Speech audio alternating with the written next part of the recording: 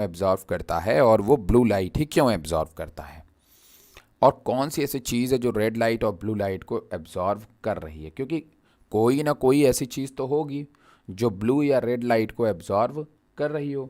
और जितने भी हमें ग्रीन प्लांट देखने को मिले, जितने भी हम ग्रीन कलर के, क्योंकि क्लैडोफोरा एक एल्गी है तो उसका कलर क्या होता है, ग्रीन कलर का होता है। तो हमने क्या किया कि उसकी लीफ को लिया और लीफ को लेने के बाद उसके अंदर के पिगमेंट को हमने देखा। जब उसके अंदर के पिगमेंट को हमने देखा तो उसमें हमें ग्रीन कलर के प्लांट में जो पिगमेंट देखने को मिला, कुछ में क्लोरोफिल ए वजह माना हमने कि वो जो ग्रीन कलर है प्लांट वो किसके कारण है, क्लोरोफिल के कारण है। और बता दिया कि भाई chlorophyll is responsible for green colour in the plant, मतलब लीफ जो हमारी ग्रीन कलर की होती है वो हमारी क्लोरोफिल के कारण होती है। लेकिन बहुत सारे ऐसे प्लांट के भी पार्ट होते हैं जिसमें अलग अलग टाइप के पिगमेंट्स हमें दिखाई देते हैं, और स्पेशली कुछ ऐसे प्लांट और भी होते हैं जो फोटोसिंथेसिस भी करते हैं, लेकिन साथ में उसमें हमें ग्रीन कलर को छोड़ करके भी कुछ पिगमेंट्स दिखाई देते हैं। अब सवाल ये उठा कि अगर क्लोरोफिल ए जो है या क्लोरोफिल का कोई एक मॉलिक्यूल जो है वो ग्रीन कलर दे रहा है, तो दूसरा जो रेड कलर दे रहा है वो किस तरह का पिगमेंट है, वो क्या काम करेगा, क्या वो फोटोसिंथेसिस में रोल पार्टिसिपेट कर रहा है।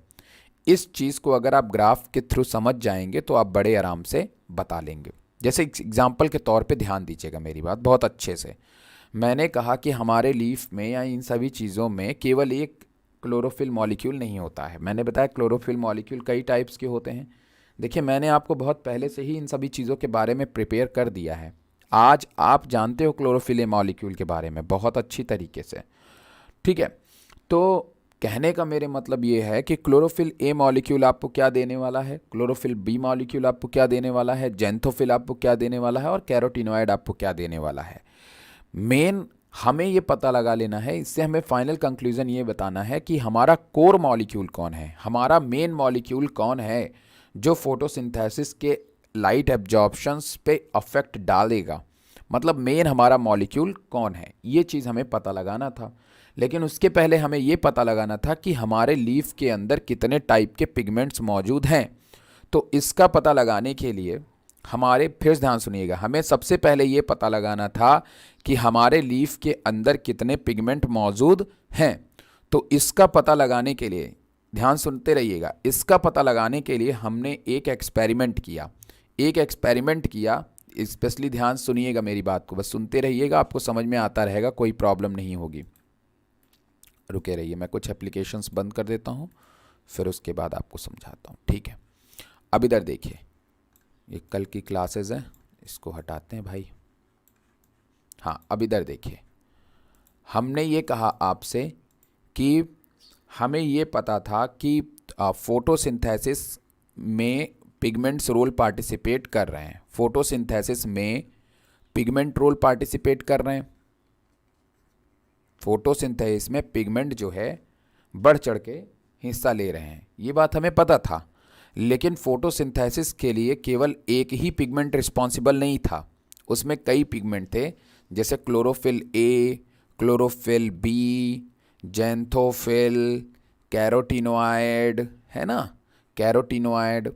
तो ये बहुत सारे पिगमेंट्स थे जो फोटोसिंथेसिस में रोल पार्टिसिपेट कर रहे थे।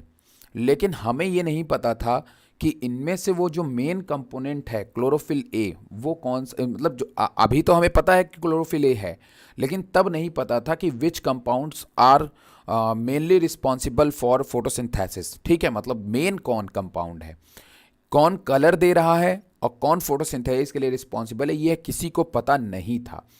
लेकिन और किसी को ये भी नहीं पता था कि उसके अंदर जो पिगमेंट हैं वो पिगमेंट जो है क्या हैं, किस कलर के हैं और कौन सा कलर देंगे, ये किसी को पता नहीं था। इसके लिए एक टेस्ट कराया जाता है, क्रोमैटोग्राफी। क्या कराया जाता है, क्रोमैटोग्राफी। अब मैंने शायद आपको बताया है कि नहीं बताया है, बट आपको एक चीज़ पता है कि क्रोमैटोग्राफी जो टेस्ट होता है वो टेस्ट होता है हमारे डिफरेंट टाइप, जब हमारे पास एक प्रॉपर सोल्यूशन हो, मतलब एक ही चीज़ का प्रॉपर सोल्यूशन हो जिसमें सारी चीज़ें आपस में मिली हों और हमें पता लगाना हो कि इसमें कितनी चीज़ें मिली हैं। इसमें कितनी चीज़ें मिली हैं। तो इसको पता लगाने के लिए आप क्या करोगे, इसको पता लगाने के लिए हम क्रोमेटोग्राफी का टेस्ट कर लेते हैं। अब कैसे पता लगा पाएंगे, अब सुनिए आप मेरी बात। जैसे आप इलेक्ट्रोफोरेसिस जानते हैं, नहीं जानते होंगे। जैसे मान लीजिए मैं आपको एग्जांपल के तौर पे बोलता हूँ कि जैसे आप जो है, मैंने आपको क्या बताया था कि जब आप किसी चीज़ को सेंट्रीफ्यूज कराते हो, जब आप किसी भी चीज़ को सेंट्रीफ्यूज कराते हो, ध्यान सुनते रहिएगा, समझ में आएगा, धीरे धीरे ही आएगा पर आएगा। जब आप किसी भी चीज़ को सेंट्रीफ्यूज कराते हो तो सेंट्रीफ्यूज कराने पे जो बड़े सेगमेंट्स होते हैं वो सेडिमेंट के तौर पे नीचे बैठ जाते हैं, नीचे बैठ जाते हैं। और जो आपके लिक्विड वाले होते हैं, हल्के होते हैं, वो सुपरनेटेंट के फॉर्म में ऊपर रहते हैं। सुपरनेटेंट कहने का मतलब ये है कि जो लिक्विड, जो हल्का है, जो भारी है वो नीचे बैठ जाता है, जो हल्का है वो ऊपर रह जाता है। तो ये सेपरेशन का एक टेक्निक है, ये अलग करने का एक टेक्निक है।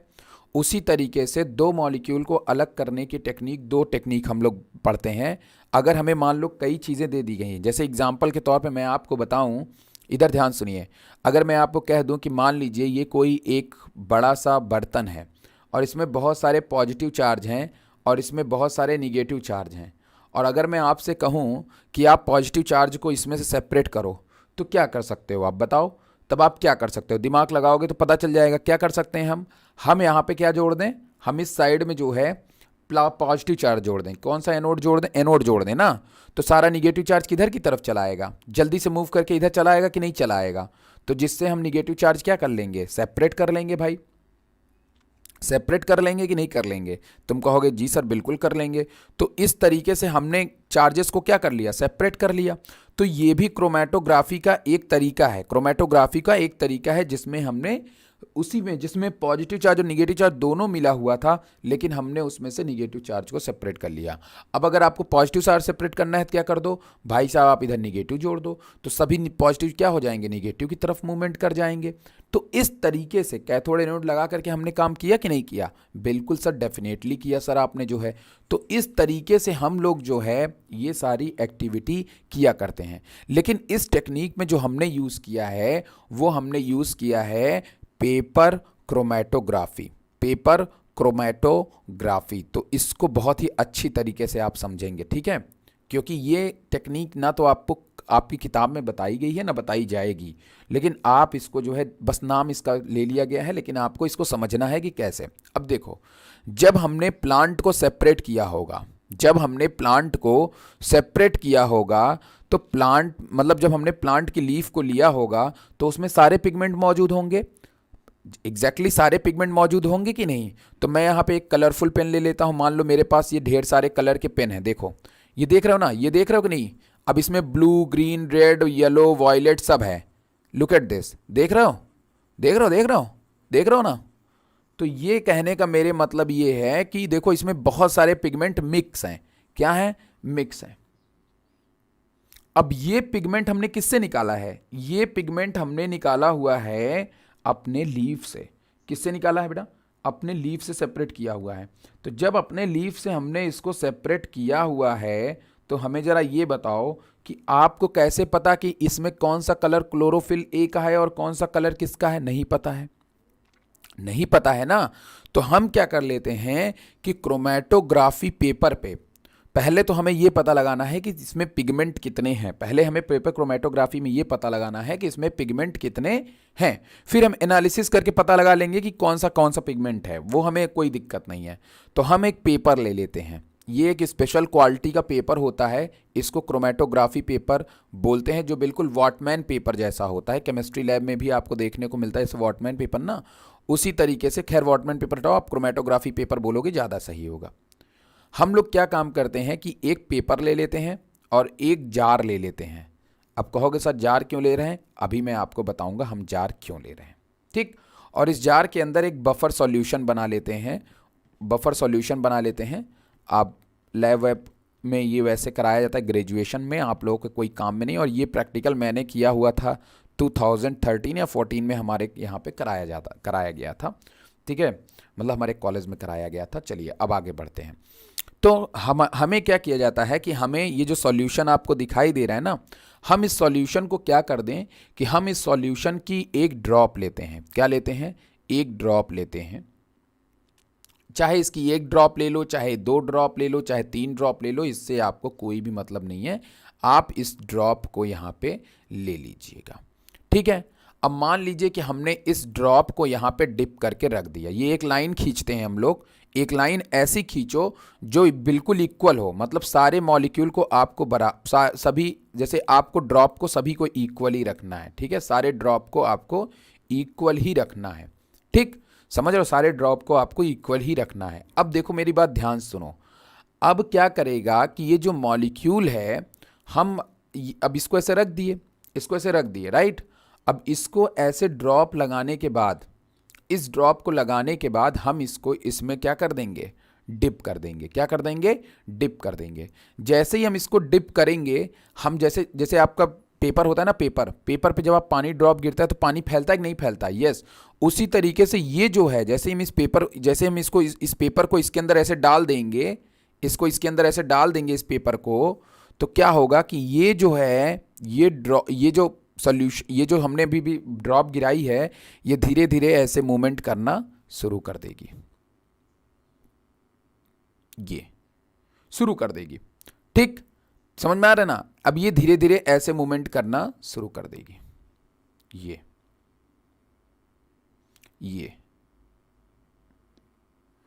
तो एक बात बताओ, इसमें आपको जो पिगमेंट है, क्या वो एक सिमिलर कलर से दिखाई दे रहा है? नहीं, इसमें हमें क्या दिखाई दे रहा है, कई कलर सेपरेट होते हुए दिखाई दे रहे हैं। जैसे कुछ आपको ग्रीन दिखाई दे रहा है, राइट, यहां तक आपको जो है वो डार्क ग्रीन दिखाई दे रहा है, फिर आगे लाइट ग्रीन दिखाई दे रहा है, फिर उसके आगे और कुछ अलग कलर दिखाई दे रहा है। मतलब जो कलर हैं वो आपको क्या दिखाई दे रहे हैं, अलग अलग दिखाई दे रहे हैं।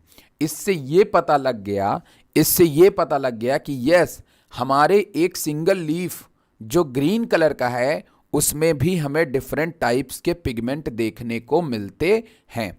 तो जो पिगमेंट हैं वो आपके कलर डिसाइड करते हैं, लेकिन जो हमारे कुछ पिगमेंट्स हैं वो हमारे सभी तरीके की लीफ में क्या होते हैं, कॉमन होते हैं। ठीक है, समझ में आया? हमें नीचे कमेंट करके बताओ, क्या सभी बच्चों को समझ में आया ये? चलो सानिया जवाब दो, समझ में आया? ये समझ में आया? ये क्रोमेटोग्राफी टेस्ट होता है जिसको हम करके एनालिसिस कर सकते हैं कि प्लांट में हमारे कितने टाइप्स के पिगमेंट पाए जाते हैं। समझ में आया? मिधत अगर हो तो आप भी बताओ भाई।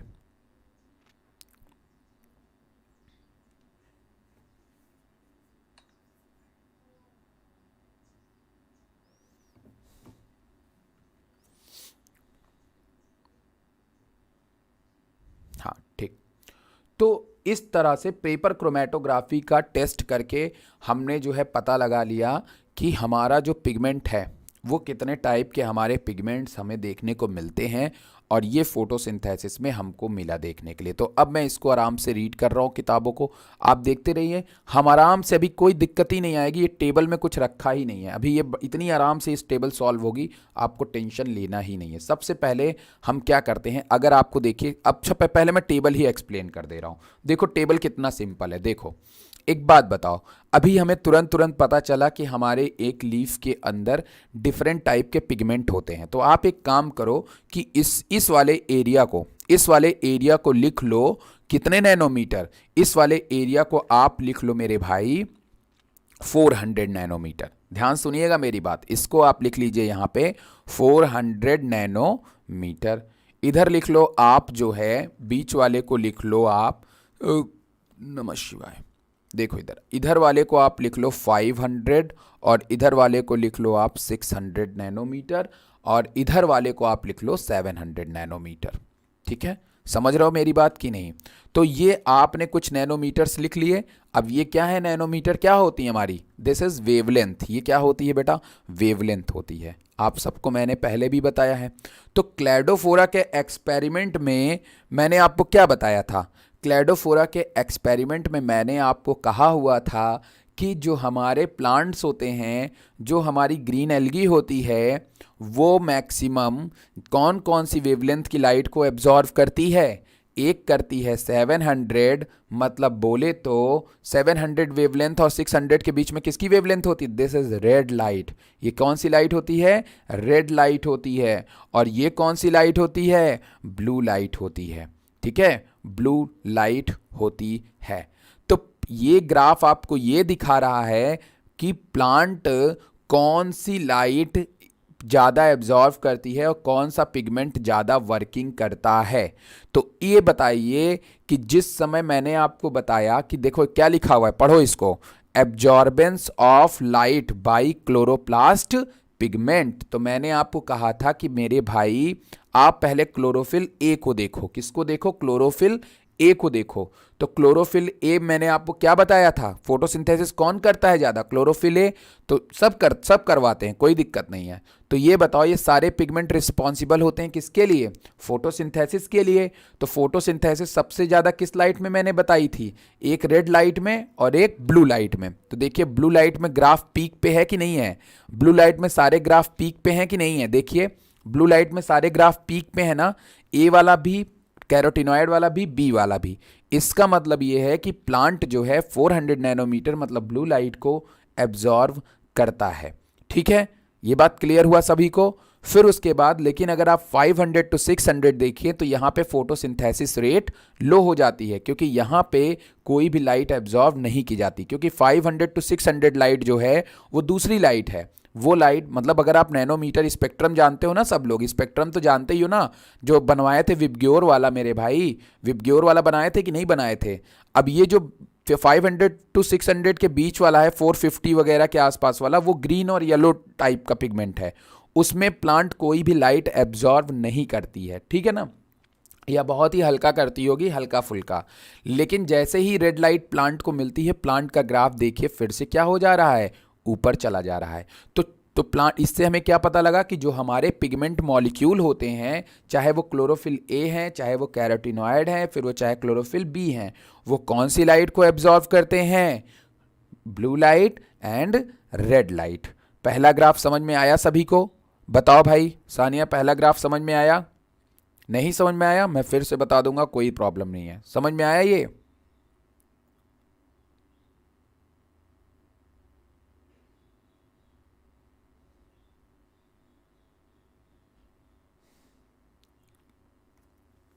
तो आगे बढ़ें।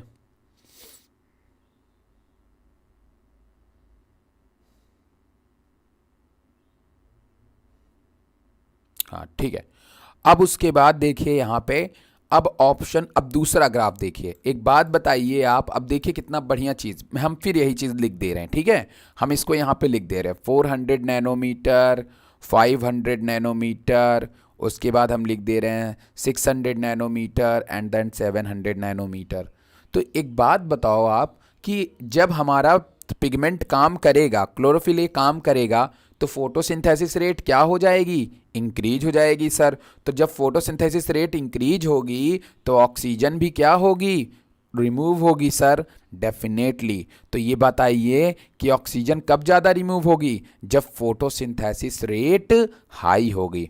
तो फोटोसिंथेसिस रेट जो है वो हाई है, इसलिए ऑक्सीजन भी क्या है? हाई है। लेकिन यहाँ पे फोटोसिंथेटिक रेट जो है, पीएसआर जो है, अगर वो लो है तो ऑक्सीजन रिमूव करने का भी रोल, रिलीज करने का भी क्या है? लो ही रहेगा।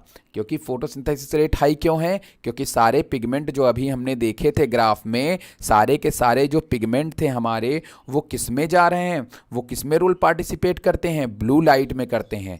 इसीलिए ब्लू लाइट में और रेड लाइट में ही ये अपना रोल पार्टिसिपेट करेंगे।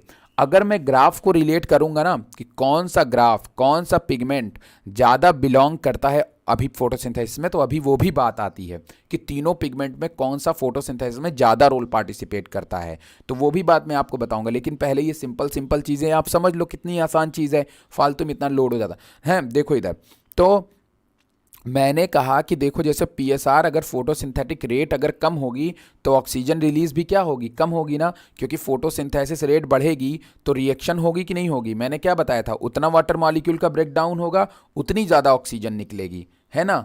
लेकिन अगर फोटोसिंथेसिस होगी ही नहीं तो ऑक्सीजन वैल्यू भी क्या हो जाएगी, कम हो जाएगी। और फोटोसिंथेसिस कब होगी, जब प्लांट रेड लाइट या ब्लू लाइट एब्जॉर्व करेगी। तो जितनी ज़्यादा ब्लू लाइट एब्जॉर्व करेगी उतना ज़्यादा ऑक्सीजन और पीएसआर वैल्यू, और ये पीएसआर वैल्यू आपकी हो जाएगी, ठीक है। तो ऑक्सीजन उतना ज़्यादा बिलो हो जाएगा, ऑक्सीजन उतना ज़्यादा बिलो हो जाएगा। देखो एक बात आप हमेशा ध्यान में रखिएगा, बहुत सारे बच्चे कंफ्यूज है, सर ये ब्लू लाइट तो ज़्यादा ले रही है प्लांट, तो ब्लू लाइट ले रही है तो सर इसमें फोटोसिंथेसिस रेट आप हाई बता रहे हैं तो मतलब इसमें प्लांट ज़्यादा फूड बनाएगी।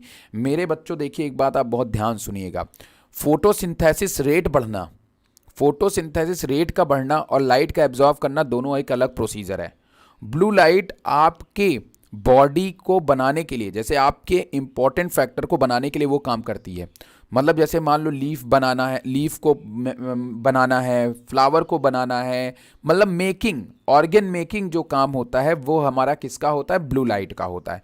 तो ब्लू लाइट का एब्जॉर्बेंस हो रहा है ना मेरे भाई, और इस टाइम पे प्लांट जो है बहुत ज़्यादा ऑक्सीजन रिलीज भी करती है। तो ये बात आप हमेशा ध्यान में रखेंगे, ठीक है। और साथ में अगर जब एब्जॉर्ब नहीं करेगी लाइट तो ऑक्सीजन वैल्यू भी कम, क्योंकि फोटोसिंथेसिस कोई रिएक्शन है नहीं होनी है तो ऑक्सीजन निकलेगी ही नहीं होनी है। लेकिन जैसे इसको रेड लाइट पे आओगे, रेड लाइट में ये फिर पीक पे चली जाती है, तो जब ये फिर पीक पे चली जाती है तो जाहिर तौर पे आपको पता है मेरे भाई की ऑक्सीजन ज़्यादा रिलीज होगी। तो इस ग्राफ से हमें ये पता चलता है कि rate of photosynthesis measured by O2 release, कि अगर हम लोग यहाँ पे ग्राफ को कंपेयर करते हैं तो जब जब हमारा पिगमेंट काम करेगा तब तक हमारा जो ऑक्सीजन है,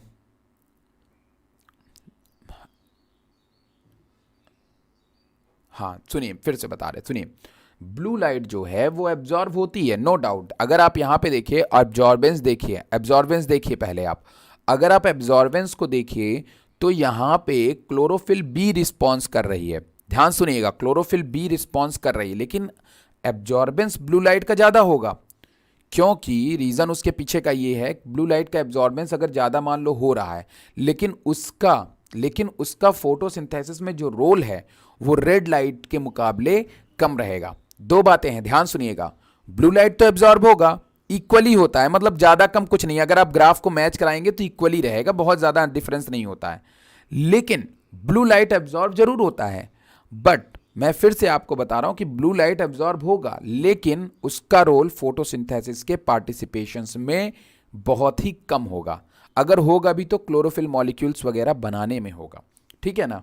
तो बस इस तरह का उसका फंक्शन है कि मेकिंग में काम होता है उसका काम अदर चीज़ों में नहीं होता। जैसे मान लो आपके बॉडी में अलग अलग चीज़ों का अलग अलग फंक्शन होता है ना, अलग अलग टिश्यूज़ का अलग अलग, सेल का अलग अलग फंक्शन, उसी तरह से यहाँ पे भी है। ब्लू लाइट रिस्पॉन्सिबल होता है बनाने के लिए किसी भी चीज़ को। देखो ध्यान सुनो मेरी बात, अच्छे सुनोगे समझ में आएगा। एक बात बताओ, प्लांट जैसे प्रोटीन होती है और कार्बोहाइड्रेट होती है, अब प्रोटीन और कार्बोहाइड्रेट दोनों चीज़ें हमें मिलनी फूड से ही हैं। जैसे हमें लाइट जो है, लाइट ब्लू लाइट और रेड लाइट हमें मिलना सनलाइट से ही है, लेकिन प्रोटीन हमें क्या काम कर रही, प्रोटीन हमारी ग्रोथ कराती है और कार्बोहाइड्रेट हमारा क्या कराता है, एनर्जी देता है। तो दोनों का प्रोसीजर अलग है, दोनों का प्रोसीजर अलग है। बट बिना एनर्जी के क्या कोई चीज़ की ग्रोथ हो सकती है, बताओ सानिया, नहीं हो सकती ना, बिना एनर्जी के तो ग्रोथ नहीं हो सकती ना। तो इसीलिए एनर्जी कंपलसरी है। तो लेकिन दोनों के सोर्सेज अलग अलग हैं, दोनों के सोर्सेज क्या हैं, अलग अलग है। वो रेड लाइट है और ये ब्लू लाइट है। इसी तरह से वो कार्बोहाइड्रेट का सोर्स अलग है और उसका सोर्स अलग है, बट मेन सोर्स एक ही है फूड, और उधर क्या है, सनलाइट। उधर दोनों का सोर्स एक है, इधर भी उधर भी, लेकिन दोनों का फंक्शन अलग है। प्रोटीन का काम है सेल को बनाना, ठीक है, और उस सेल को एनर्जी देना किसका काम है, वो ग्लूकोज का काम है, कार्बोहाइड्रेट का काम है। उसी तरीके से ब्लू लाइट का काम है प्लांट के डिफरेंट स्ट्रक्चर को बनाना, बनाने में पार्टिसिपेट करना, प्लांट की ग्रोथ कराना, सेल डिवीजन में मदद करना, फ्लावर बनाने में मदद करना। ये सब किसका काम है, ब्लू लाइट का। तो जाहिर तौर पे अगर वो एब्जॉर्ब नहीं करेगी तो इतनी ज़्यादा एनर्जी को वो कैसे करवाएगी, मतलब एनर्जी वो भी ले रही है लेकिन उसकी एनर्जी कहीं और भी लग रही है, कहीं और लग रही है। हमारी एनर्जी कहीं, मतलब ये रेड लाइट की एनर्जी फूड को ट्रांसपोर्ट करने, ग्लूकोज में लग रही है।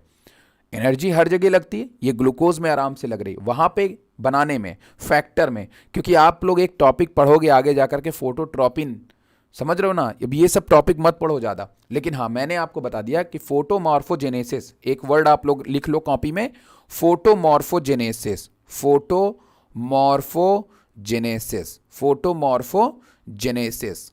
तो ब्लू लाइट का यूज किसमें होता है? फोटोमॉर्फोजेनेसिस। ब्लू लाइट का यूज किसमें होता है?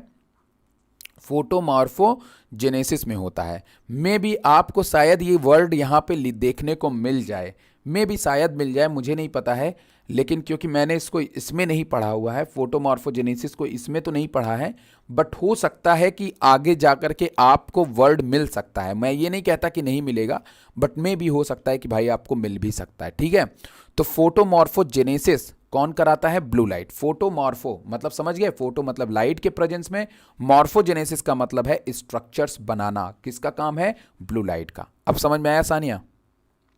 अब जवाब दो।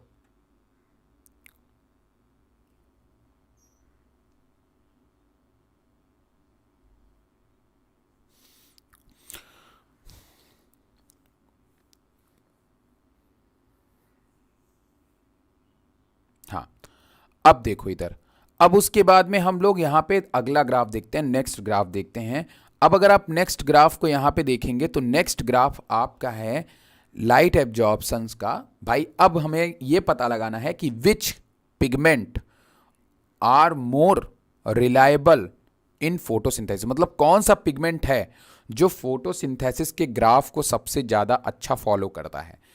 अगर आप देखिए तो हम लोग फोटोसिंथेसिस को किससे कंपेयर करते हैं? हम कहते हैं कि जो ज़्यादा ऑक्सीजन जहाँ पे रिलीज होगी, क्लेडोफोरा में तो यही देखा ना हमने, जहाँ पे ज़्यादा ऑक्सीजन रिलीज होगी वहाँ फोटोसिंथेटिक रेट पीएसआर ज़्यादा होगा। जहाँ पे ऑक्सीजन रेट लो है वहाँ पे फोटोसिंथेटिक रेट लो होगा। ये तो हमने जान लिया है, और ये हमने प्रीवियस एक्सपेरिमेंट में ही जान लिया था कि भाई अगर फोटोसिंथेटिक रेट कम है इसका मतलब ऑक्सीजन वैल्यू कम है, अगर फोटोसिंथेटिक रेट हाई है इसका मतलब ऑक्सीजन रेट हाई है। हम तीनों ग्राफ को आओ एक बार कंपेयर करके देखते हैं। अपनी अपनी अपनी किताब अच्छे से खोल लो भाई और देखिए। अगर आप ग्राफ को बहुत ही अच्छी तरीके से देखेंगे, तीनों ग्राफ को बहुत ही अच्छी तरीके से अगर आप देखेंगे तो आपको कुछ चीज़ें यहाँ पे देखने को मिलेगी। मैं थोड़ा सा जूम कर लेता हूँ ना, आपको दिखाई नहीं देगा। फाइन, हम सीधे अब ग्राफ की बात करेंगे, बाकी और किसी चीज़ की बात है नहीं। आपको ग्राफ आ गया तो आपके लिए बहुत ही अच्छा हो जाएगा। चलिए देखिए, यहाँ पे हमारे पास में 3 ग्राफ हैं, राइट। पहले ग्राफ की तरफ अगर आप नज़र डालिए तो पहले मैं मिटाना ले लेता हूँ, इसको पूरा मिटा देता हूँ मैं, ठीक है। पहले मैं मिटा देता हूँ इसको। मुझे आज इतना बुरा लग रहा है, बताओ, इतना अच्छा सा मतलब आज सबको समझ में आता। हम नहीं बताएंगे, हम जान रहे, अभी मैं वीडियो जाके प्राइवेट कर रहा हूँ, मैं किसी को लिंक नहीं दूंगा इसका। मेरा मूड बहुत ख़राब हुआ है, हमें नहीं देना भाई किसी को। हम यहाँ पे अपना एक्स्ट्रा 1 घंटे का टाइम दे करके इनको पढ़ा रहे हैं यार, और ये सब देख रहे हो। आराम कौन नहीं करना चाहता, लेकिन ये बहुत बुरा लगता है, बहुत बुरा लगता है। आप ही लोग के कारण इतना परेशान होकर के आदमी सेट आउट करता है, तुम लोग को मजाक लग जाती है यार, क्या बताएं, बड़ी प्रॉब्लम भाई। चलिए अब देखिए, इधर ध्यान से देखेंगे समझ में आ जाएगा, कोई प्रॉब्लम होने वाली नहीं है। देखिए इधर हम लोग इसी ग्राफ में सब कुछ कर लेते हैं, ठीक है। अगर इसी ग्राफ में मैं ऑक्सीजन भी बना लेता हूँ, चलिए ऑक्सीजन देख लो ग्राफ, हम ऑक्सीजन भी ड्रॉ कर ले रहे हैं इसी पे। देखिए ऑक्सीजन का इसी तरह तो बना था ना, ये देखो ये ऑक्सीजन वाला है, ये किसका ग्राफ है? ऑक्सीजन वाला है। चलो ठीक है, उतना भी ज़्यादा रिलायबल नहीं बना है, बट आप जान रहे हो। थोड़ा सा ये यहाँ से नीचे कर लेना, ठीक है, हाँ ये ऐसे कर लेना, ठीक है, ऑक्सीजन वाला है ये। अगला देखो, उसके बाद हम लोग सब कुछ बना हुआ है, ऑक्सीजन का भी मैंने इसी में बना लिया। अब चलो रिलेट करो। देखो इस ग्राफ के साथ में ऑक्सीजन का ग्राफ कभी मैच नहीं कर रहा है, तो मतलब ये बात क्लियर होती है कि क्लोरोफिल बी मॉलिक्यूल फोटोसिंथेसिस में पार्टिसिपेट करेगा, लेकिन इसका ग्राफ हमारे ऑक्सीजन के मतलब क्लोरोफिल बी मॉलिक्यूल फंक्शन करेगा, लेकिन इससे फोटोसिंथेटिक रेट जो है उतनी अफेक्ट नहीं हो रही है। क्यों? क्योंकि देखो क्लोरोफिल बी मॉलिक्यूल ग्रीन वाला है, कौन सा है? ग्रीन वाला। ठीक, ग्रीन वाले को देखिए कि ये एक बार पीक पे गया, चलो मान लिया फोटोसिंथेसिस रेट बढ़ गया है, पीक पे गया, बढ़ गया, मान लिया इसकी बात, फिर घट भी गया, लेकिन दोबारा ये उतनी पीक पे नहीं गया। दोबारा भी इसको इतनी पीक पे जाना चाहिए था ना, क्योंकि देखो बहुत ज़्यादा अंतर नहीं है दोनों के बीच में, ऑक्सीजन रिलीज के बीच में। मतलब 400 नैनोमीटर पे भी इसको थोड़ा पीक पे होना था, और 600 नैनोमीटर से 700 के भी बीच में इसको पीक पे ही होना था थोड़ा और, लेकिन ये पीक पे नहीं था। अब हम लोग कैरोटीनॉइड की बात कर लेते हैं।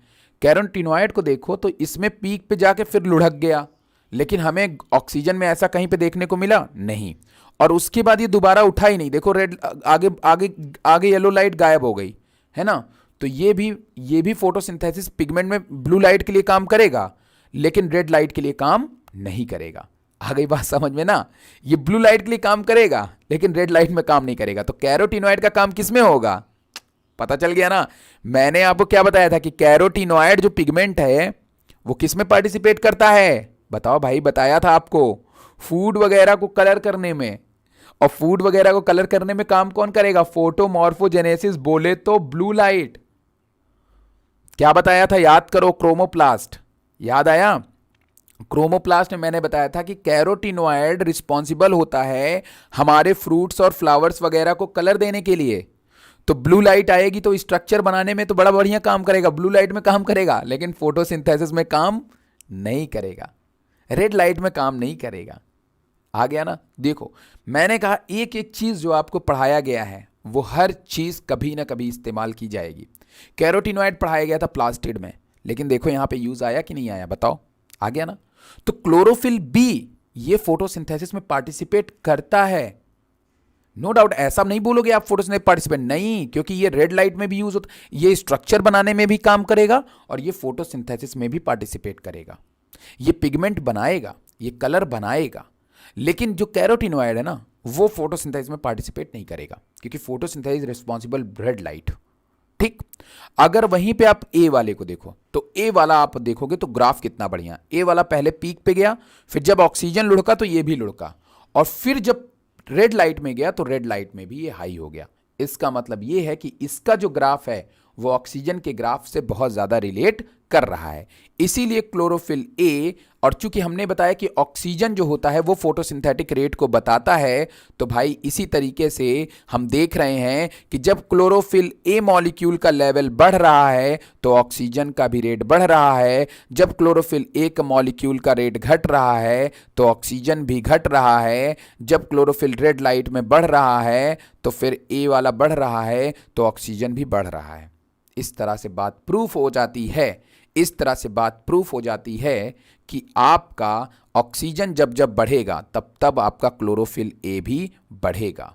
जब जब ऑक्सीजन घटेगा तब तब क्लोरोफिल ए भी आपको घटता हुआ दिख रहा है, और जब जब ऑक्सीजन फिर बढ़ेगा रेड लाइट में तो फिर से ये आपका बढ़ जाएगा। समझ में आया। तो इसलिए हमें इस बात तो क्लियर हो गया कि फोटोसिंथेसिस में कौन ज्यादा पार्टिसिपेट करता है, क्लोरोफिल ए मॉलिक्यूल। ऐसा नहीं कि क्लोरोफिल बी नहीं करता है, लेकिन जो कोर मॉलिक्यूल, जो मेन मॉलिक्यूल होता है वो कौन होता है, क्लोरोफिल ए। समझ में आया सानिया, समझ में आया।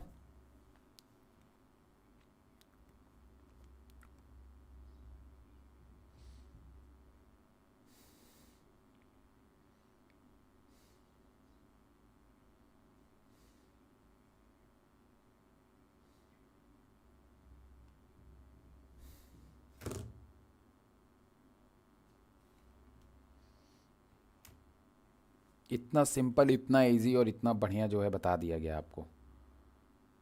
प्रॉब्लम है आप पूछ सकते हो, कोई दिक्कत नहीं है। हाँ, मतलब इतना अच्छे से ये आपका एक्सप्लेन हुआ है, मतलब मैं क्या ही बताऊं, मैं बार बार वही बात नहीं बोलूँगा। तो ये आपका ग्राफ है, आपको इसको समझ डाला तो लाइव झिंगा लाला, समझ रहे हो ना। तो ये बहुत ही सिंपल है भाई, इसको आप लोग देख लीजिए। और उसके बाद हम अगर बुक पे वापस लौटें तो अब बुक में आपके बहुत कुछ खास बचा नहीं है। तो हम लोग एक बार बुक रीड कर लेते हैं और ये टॉपिक जो है वो आपका ख़त्म हो जाएगा। ठीक है, चलिए देखिए यहाँ पे आप क्या लिखा हुआ है। यहाँ पे लिखा हुआ है कि भाई अगर हम लीफ को देखते हैं, many shade of green their leaves even in same plant. अगर हमें क्या होता है, कई बार अलग अलग तरह के लीव्स जो हैं, अच्छा लास्ट वाला, अच्छा एक मिनट रुके रहो, देखो इधर ध्यान दो। शॉर्ट में नहीं, हम पूरा बता देंगे उसमें कौन सी प्रॉब्लम है। देखो हम पूरा बता देते हैं, कोई दिक्कत नहीं है, हमको कोई प्रॉब्लम नहीं है। देखो हम इसको पहले इरेज कर लेते हैं, ठीक है। इरेज करेंगे थोड़ा सा प्रॉब्लम होती है,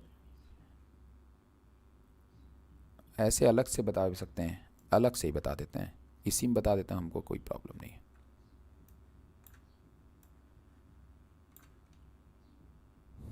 चलिए देखिए इधर, हमने आपसे ये कहा कि मान लीजिए अगर आप एक ग्राफ ड्रॉ करते हैं, ठीक है, अगर मैंने आपसे कहा, इधर आप ध्यान सुनिएगा, मैंने कहा कि हमारे पास 3 पिगमेंट थे, एक पिगमेंट था क्लोरोफिल। अच्छा यार, उसी में ज़्यादा सही रहेगा ना, किताब सादा सही रहेगा, ठीक है, मैं इसको पूरा इरेज कर देता हूँ, 1 मिनट रुके रहो, तो फिर मैं आपको बताता हूँ। शॉर्ट ही में बताएंगे, ज़्यादा डिटेल में नहीं बताएंगे, टेंशन मत लो। देखो इधर ध्यान दो, हमने कहा आप इसमें आराम से वो ड्रॉ कर लीजिए, आप ऑक्सीजन का एक ड्रॉ कर लीजिए। चलिए मैं ऊपर ही ड्रॉ कर लेता हूँ ऑक्सीजन को। देखो ये मान लो ऑक्सीजन का है ग्राफ, किसका है, ऑक्सीजन का है, ठीक है। तो ऑक्सीजन के ग्राफ को अगर आप देखिए, हमें कंपेयर करना है इन तीनों पिगमेंट में ऑक्सीजन का ग्राफ किससे रिलेट कर रहा है। तो अगर आप ग्रीन वाले को देखें तो ग्रीन वाला अचानक से बहुत उठ गया और उसके बाद फिर दूसरी बार जब ये आया तो बहुत ही नीचे आया, लेकिन ऑक्सीजन हमेशा एक कॉमन था। ये 400 नैनोमीटर पे भी ऑक्सीजन बराबर मौजूद था, ऑक्सीजन रिलीज़ हो रही थी, और 700 नैनोमीटर के आसपास भी बराबर था, उतनी ही रिलीज़ हो रही थी। लेकिन जो क्लोरोफिल बी है वो ब्लू लाइट में ज़्यादा काम किया लेकिन रेड लाइट में कम काम किया। और मैंने कहा था, ध्यान से पहले ये पॉइंट नोट कर लेना कि red light responsible for photosynthesis, clear. और ये बात हमें तब पता नहीं थी, ये बात लेकिन हमें आज पता चली, हमें पता चल गई थी। क्लेडोफोरा के एक्सपेरिमेंट के टाइम पे हमने कुछ भविष्यवाणी करी थी। हमने ये देखा था कि क्लोरोफिल ए बी मॉलिक्यूल जो है वो ब्लू लाइट में तो ज़्यादा है लेकिन रेड लाइट में कम है। इसका मतलब ये है कि ऑक्सीजन रिलीज़ करने में इसका बहुत बड़ा हाथ नहीं है। मतलब ये ऑक्सीजन को ब्लू लाइट में तो मान लेते हैं कि कर देगा लेकिन रेड लाइट में नहीं करेगा। इसका मतलब ये फोटोसिंथेसिस में उतना ज़्यादा पार्टिसिपेट नहीं करता है, क्लोरोफिल बी मॉलिक्यूल करता है लेकिन उतना नहीं करता है। कैरोटीनॉइड को हमने देखा कि ये देखिए ये ब्लू लाइट में तो बना, तो ब्लू लाइट मैंने काम क्या बताया था, मैंने कहा था ब्लू लाइट जो होता है वो फ्रूट्स फ्लावर वगैरह के मॉर्फोजेनेसिस मतलब उनको बनाने में, उनको कलर करने में मदद करता है, यही तो बताया था। तो ब्लू लाइट में कौन ज़्यादा बन रहा है, कैरोटीनॉइड। और कैरोटीनॉइड क्रोमोप्लास्ट, याद आया, क्रोमोप्लास्ट ने बताया था कि कैरोटीनॉइड जो होते हैं वो आपके फोटोसिंथेसिस में पार्टिसिपेट नहीं करेंगे लेकिन फ्लावर और फ्रूट्स वगैरह को, प्लांट को कलर करने में कैरोटीनॉइड रोल पार्टिसिपेट करते हैं, बता दिया था आपको। तो ये इसीलिए ये हमें ब्लू लाइट में देखने को मिलते हैं, रेड लाइट में नहीं। तो इनका चूंकि फोटोसिंथेसिस में कोई रोल नहीं होता है इसलिए हम इनको नहीं देखते हैं। हाँ, ये बात अलग है कि ये ब्लू लाइट को लेते हैं और प्लांट के स्ट्रक्चर को बनाने में मदद करते हैं। इसीलिए शुरुआत में ऑक्सीजन लेवल जो दिखाई दे रहा है वो कैरोटीनॉइड के कारण नहीं दिखाई दे रहा है, वो किसके कारण दिखाई दे रहा है, वो केवल और केवल क्लोरोफिल ए मॉलिक्यूल के कारण दिखाई दे रहा है, only on chlorophyll A molecule. क्योंकि इसमें से कोई भी अगर मान लीजिए ये ऑक्सीजन, अगर मान लीजिए ब्लू लाइट जो है ऑक्सीजन को रिलीज करने में रोल पार्टिसिपेट करता तो ऑक्सीजन का लेवल यहाँ पे क्या हो जाता, क्लोरोफिल बी मॉलिक्यूल के कारण ऑक्सीजन का लेवल बहुत ज़्यादा हाई हो जाता और यहाँ बहुत ज़्यादा लो हो जाता, लेकिन ऐसा नहीं है। लेकिन जब हमने क्लोरोफिल ए मॉलिक्यूल के ग्राफ को देखा, ध्यान सुनिएगा सानिया, जब हमने क्लोरोफिल ए मॉलिक्यूल के ग्राफ को देखा, ब्लू वाली लाइन देखिए, तो जब ये बढ़ा तो ऑक्सीजन भी बढ़ा, जब ये घटा तो ऑक्सीजन भी घटा, लेकिन जब ये फिर बढ़ा तो देखिए इसके बीच में और इनके टॉप के बीच में बहुत अंतर नहीं है, बिल्कुल उसी तरह जैसे इस ऑक्सीजन वाले ग्राफ के बीच में और इसके बीच में बहुत बड़ा अंतर नहीं है। इस तरह से पता चला कि जब क्लोरोफिल ए मॉलिक्यूल जो है वो काम करेगा तो ऑक्सीजन ज़्यादा रिलीज होगा। जब जब क्लोरोफिल ए मॉलिक्यूल ने काम किया तब तक ऑक्सीजन ज़्यादा रिलीज हुआ है। समझ गए कि नहीं मेरी बात। लेकिन क्लोरोफिल बी मॉलिक्यूल का कोई असर इसके ऊपर नहीं देखने को मिला, ना तो कैरोटीनॉइड का। तो इसको आप कह सकते हो कि chlorophyll B molecule carotenoid molecule absorb light, blue light absorb करेंगे, लेकिन ऑक्सीजन के रिलीज में उनका कोई पार्टिसिपेशन नहीं है, क्योंकि ऑक्सीजन तब रिलीज होती है जब फोटोसिंथेसिस होती है और फोटोसिंथेसिस कौन कराता है? रेड लाइट कराता है। समझ गए? इसीलिए नीचे वाले ग्राफ को जब आप आकर के एनालाइज करोगे, नीचे वाले ग्राफ को एनालाइज करोगे तो आप देखोगे कि जब जब क्लोरोफिल ए मॉलिक्यूल, ये क्लोरोफिल ए था ना ब्लू वाली लाइन, जब जब क्लोरोफिल ए मॉलिक्यूल बढ़ रहा है, ज्यादा एब्जॉर्व कर रहा है रेड ब्लू लाइट को, जब जब ब्लू लाइट को एब्जॉर्व कौन कर रहा है? क्लोरोफिल ए मॉलिक्यूल, तो ऑक्सीजन भी रिलीज हो रही है। जब ये घट रहा है तो ऑक्सीजन भी रिलीज घट रहा है, लेकिन जब ये फिर से बढ़ रहा है तो ये भी बढ़ रहा है। दोनों के पीक को मैच कराओगे तो जितना अंतर आपको ऑक्सीजन के पीक में दिखाई दे रहा है, उतना ही अंतर आपको क्लोरोफिल के भी पीक में दिखाई देगा। इसलिए हम इस बात को कह सकते हैं कि chlorophyll A molecule is responsible for photosynthesis, but other pigment like carotenoid and chlorophyll B, these play accessory pigment role। ठीक है, ऐसा नहीं कि ये एब्जॉर्व नहीं करते हैं, लेकिन ऑक्सीजन को रिलीज करने में इनका कोई हाथ नहीं होता, क्योंकि ऑक्सीजन तभी रिलीज होगा जब हमारी प्लांट फोटोसिंथेसिस करेगी। Is that clear Sania?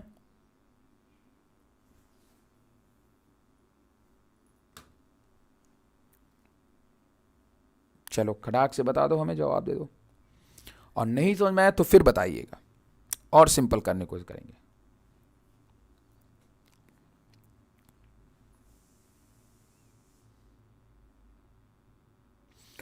अगर क्लोरोफिल ए मॉलिक्यूल, अगर क्लोरोफिल बी मॉलिक्यूल का ग्राफ ऑक्सीजन से रिलेट कर जाता, तो फिर जो है मान लेते नहीं भाई चलो ठीक है क्लोरोफिल वाला कर रहा है, हाँ ठीक है।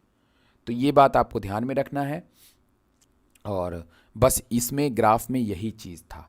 इस ग्राफ से हमें इस बात का प्रूफ ज़रूर मिल गया कि जो हमारा ऑक्सीजन है वो तब ज़्यादा रिलीज़ होता है जब क्लोरोफिल ए मॉलिक्यूल परफॉर्म करता है या लाइट एब्जॉर्व करता है। जब chlorophyll A molecule blue light absorb करेगा तो ऑक्सीजन रिलीज़ होगा, जब क्लोरोफिल ए मॉलिक्यूल जो है रेड लाइट एब्जॉर्व करेगा तो आपका ऑक्सीजन रिलीज़ होगा। तो ये रिस्पॉन्सिबिलिटीज़ है, ये रिस्पॉन्सिबल है, ठीक है। और जो रेड लाइट है वो आपका ज़्यादा फंक्शन परफॉर्म करता है, क्योंकि जो फोटोसिंथेसिस होती है ना वो इस नैनोमीटर पे होती है, इस नैनोमीटर पे होती है, इस नैनोमीटर पे फोटोसिंथेसिस नहीं होती है।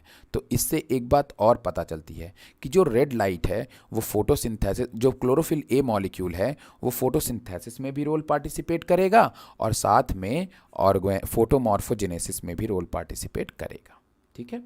तो जो रेड लाइट है, मतलब जो क्लोरोफिल ए है, नॉट रेड लाइट, जो क्लोरोफिल ए है वो फोटोसिंथेसिस भी करेगा और ये बेचारा स्ट्रक्चर भी बनाएगा, समझ में आया? इसीलिए ये ब्लू लाइट भी एब्जॉर्व करता है और रेड लाइट भी एब्जॉर्व करता है। बट मैं आपको दिखा दूं, आप नहीं विश्वास मानोगे, आपकी बुक में लिखा है कि कितने नैनोमीटर की लाइट को करता है एब्जॉर्व। देखो नीचे आओ, पेज पलटो, पेज पलटो, पेज पलटो, पेज पलटते जाओ, पेज पलटते जाओ, ये देखो कितना लिखा हुआ है यहाँ पे, आगे पेज पलटते जाओ, पेज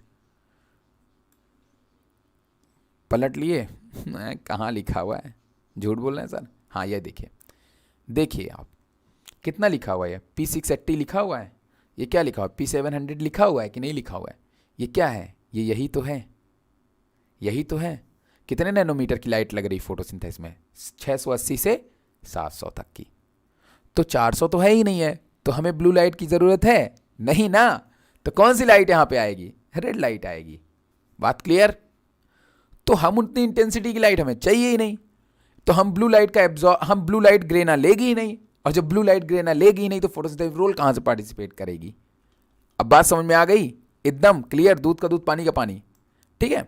तो प्लांट 680 से 700 की बीच की लाइट को लेती है, समझ रहे हो ना, इस नैनोमीटर, और इस नैनोमीटर पे कौन आता है? रेड लाइट ही तो आती है ना। तो ये फोटोसिंथेसिस होता है। बट ये किस में यूज होता है? ये होता है फोटोमॉर्फोजेनेसिस में। किसमें होता है? फोटोमॉर्फोजेनेसिस में। समझ रहे हो कि नहीं मेरी बात? तो इसको आप हमेशा ध्यान में रखेंगे।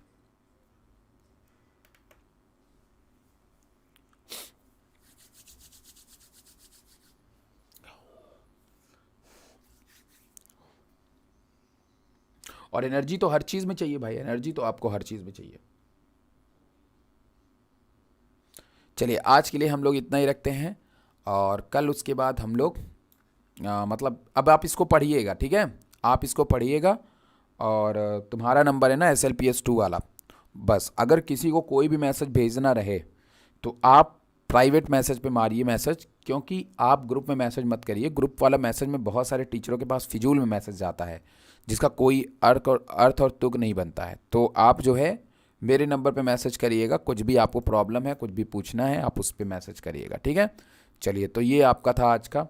सबको सब कहाँ है भाई, सब मिधत भी तो नहीं थी, मिधत का रिस्पॉन्स ही नहीं आ रहा है। चलो ठीक है, तो आज के लिए इतना ही। और ये वीडियो प्राइवेट चली जाएगी। प्राइवेट कहने का मतलब ये किसी को भी दिखाई नहीं देगा, किसी को भी नहीं दिखाई देगा, और मैं किसी को ये वीडियो देने वाला तो नहीं हूँ, ठीक है। तो ये क्लास गई तो गई, जिन्होंने भी छोड़ा वो खुद मजा लें। अब मैं इसको नहीं पढ़ाऊँगा, अब नेक्स्ट लेक्चर हम पढ़ेंगे लाइट रिएक्शन। क्या पढ़ेंगे? लाइट रिएक्शन, ठीक। चलिए, अगर कुछ इसमें कन्फ्यूज़न होगा तो पूछ लेना सानिया। समझ में आया? एक बार फिर से मैं पूछ लेता हूँ, समझ में आया सानिया? ठीक है।